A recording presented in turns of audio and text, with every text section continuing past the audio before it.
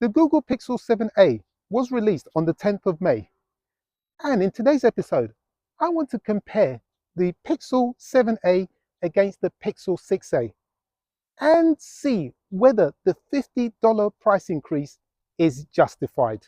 So just to highlight, this is not a review of the Pixel 7a.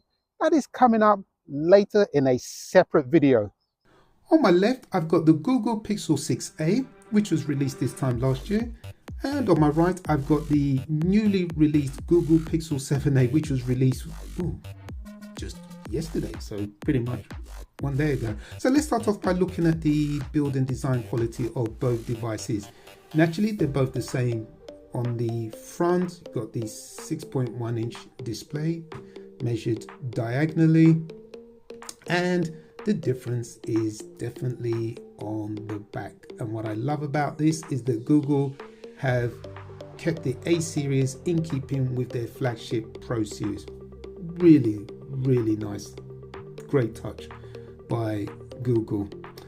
And the other thing I want to try and demonstrate on camera is I do believe these two colors, at least that I have here, hide fingerprints really well. So let me just bring that up to camera just so you can see that. I'm trying to put my rubby fingerprints, just sort of see little smidges and stuff over here.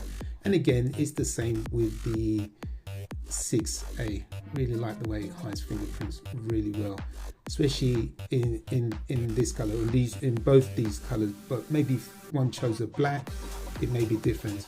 Again, they're both made of plastic on the back. In terms of weight, this 6a comes in at 178 grams and the 7a comes in at 193 grams, making the 6a 15 grams lighter. I think I may know the reason why the 7a is heavier, which I'll disclose later in the video. In terms of the cameras, there has been an upgrade on the 7a compared to the 6a, and the beauty is with both devices is that they both shoot video at a maximum of 4K at 30 and 60 frames per second. Okay, so that's pretty good. The 7a has had a camera upgrade compared to the 6a. And in terms of shooting video, on the 6a, you can shoot video up to a maximum of 1080p at 30 frames per second. Whereas with the 7a, you can shoot video up to a maximum now of 4K at 30 and 60 frames per second.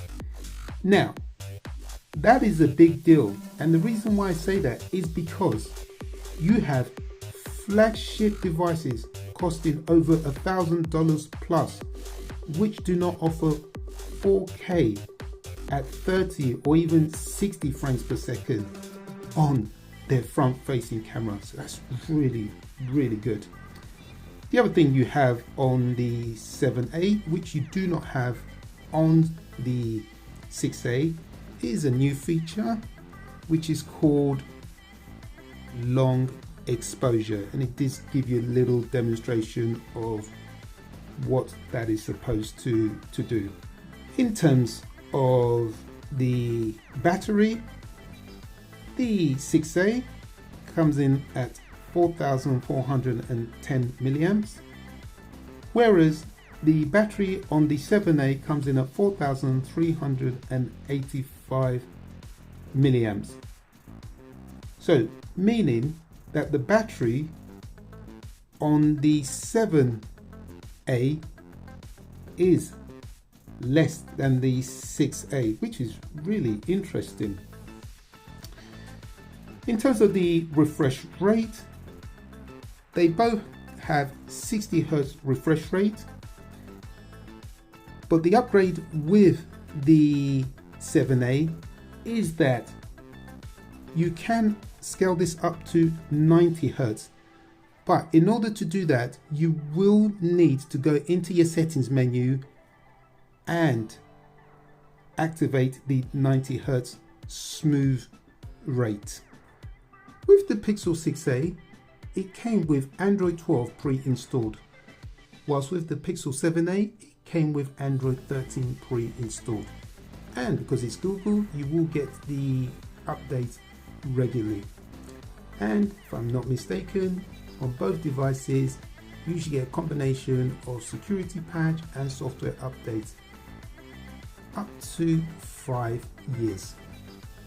In terms of RAM management, you get 6 GB on the 6A, whilst on the 7A, you get 8 GB.